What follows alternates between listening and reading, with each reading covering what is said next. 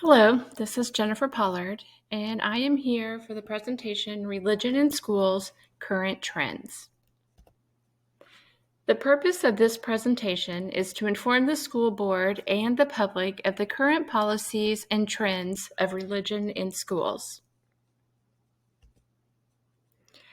Supreme Court rulings. Conflicts over religion in schools hardly new. Since the 19th century, religions have frequently fought over Bible reading and prayer in public schools. In the early 20th century, the Supreme Court stepped into those controversies when it rules in Cantwell v. Connecticut in 1940 and Everson v. Board of Education of Ewing Township in 1947 that the First Amendment's Establishment Clause and Free Exercise Clause applied to all states. Clauses say, Congress shall make no law respecting an establishment of religion or prohibiting the free exercise thereof, from the U.S. Department of Education 2020. The Supreme Court began specifically applying the religion clauses to activities in public schools.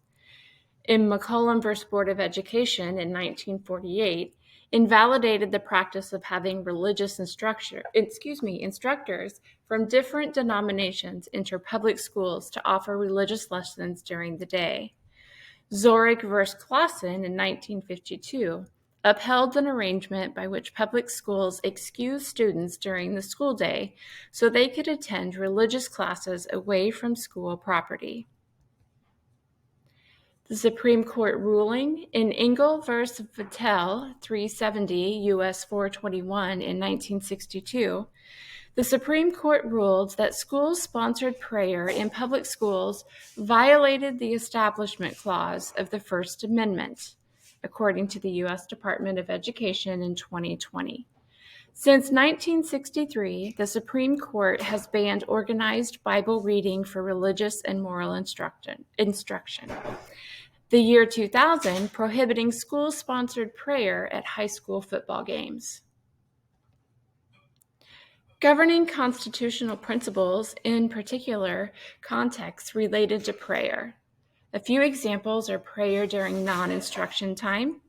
Students may pray when not engaged in school activities or instruction, subject to the same rules designed to prevent material disruption of the education program that are applied to other privately initiated expressive activities.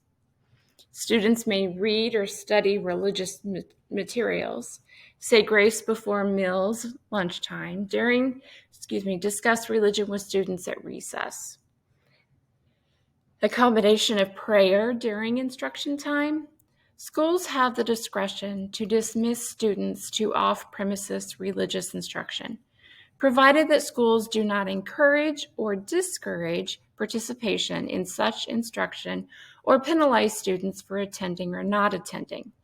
It's lawful for schools to excuse Muslim students from class to enable them to fulfill their religious obligations to pray during Ramadan. Prayer in class assignments.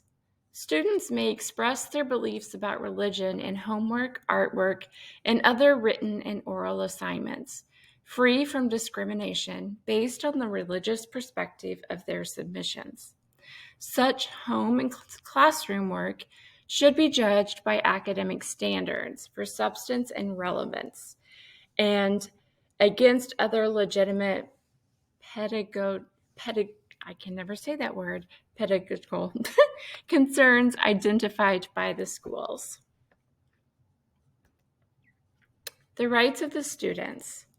According to the Pew Report in 2019, in 2003, there was greater emphasis on the rights of students to speak for or associate with for religious purpose. The guidelines highlight these four general principles. Students, acting on their own, have the same right to engage in religious activity and discussion as they do to engage in comparable secular activities. Students may offer a prayer or blessing before meals in school or assemble on school grounds for religious purposes. Students may not engage in religious harassment of others or compel other students to participate in religious expression. And schools may control aggressive and unwanted proselytizing. Schools may neither favor nor disfavor students or groups on the basis of their religion identities. The rights of the parents, again, according to the Pew Report in 2019, parents have the right to shape and control the education of their children. When they object to school practices, the parents often seek permission for their children to skip the offending lesson or class, opt out, rather than try to end the practice school-wide. A few examples of the parents' rights. Parents have the right to enroll their children in a private or public school.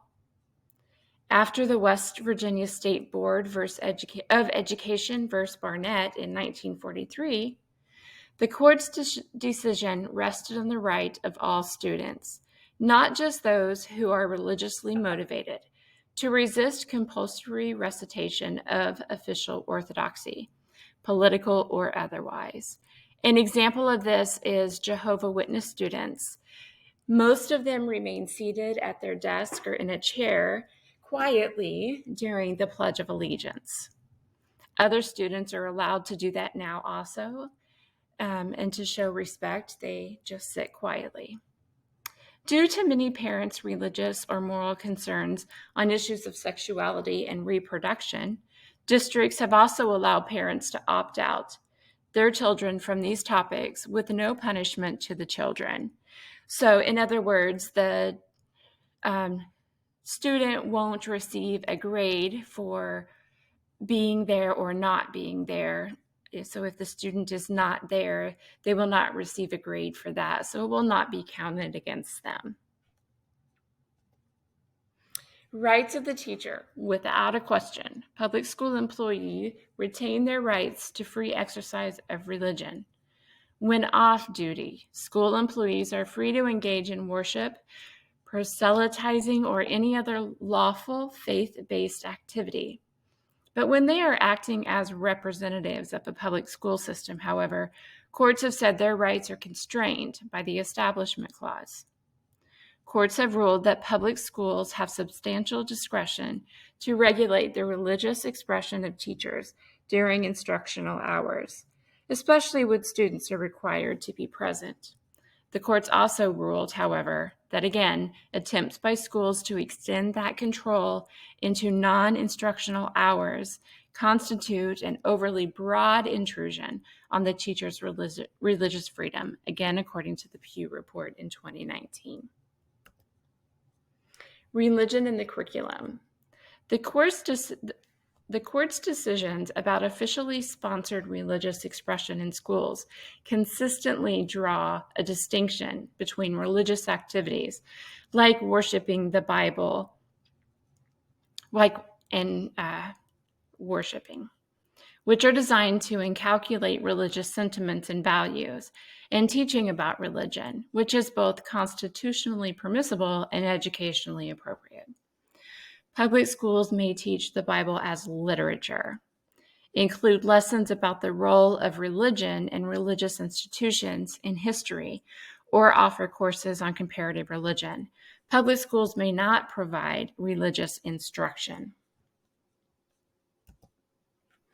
The Equal Access Act is designed to ensure that student religious activities are accorded the same access to federally funded public secondary school facilities as are student secular activities.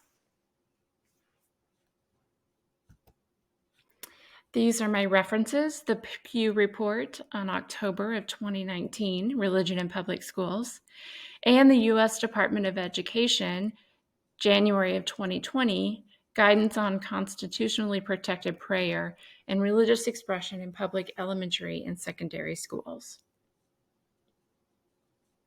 Thank you. The CLO, my correlation, is that reading and analyzing the U.S. Department of Education and Pew Report policies, it's enhanced my knowledge of court decisions and laws regarding religion in public schools. Having gained more knowledge in this area, it makes communicating the information easier with those involved in school policies. By strictly keeping the information to the Pew Report and the U.S. Department of Education article, I was able to not show any bias or personal opinions about religion in public schools. Keeping myself updated on these court decisions, since they are ever-changing, will allow me to communicate effectively with stakeholders to ensure they are being followed. The relevancy and reflection. The assignment is relevant to my current learning because I need to be up to date on court decisions about education as I study to be a future leader. The assignment helped me to improve my understanding of religion in public schools by the readings and the in-depth knowledge that I learned from them. The facts of the articles helped to remind me to focus on the facts and not opinions of others. When I reflect back, as a future leader, this assignment reminds me about the importance of staying current in regard to religion in public schools, as well as other topics. When a staff member comes to me with an idea or concern, I will know where to go to get the information to make sure that I am making accurate decisions or having an accurate conversation. Remembering to not just react from my own opinions, but to seek legal information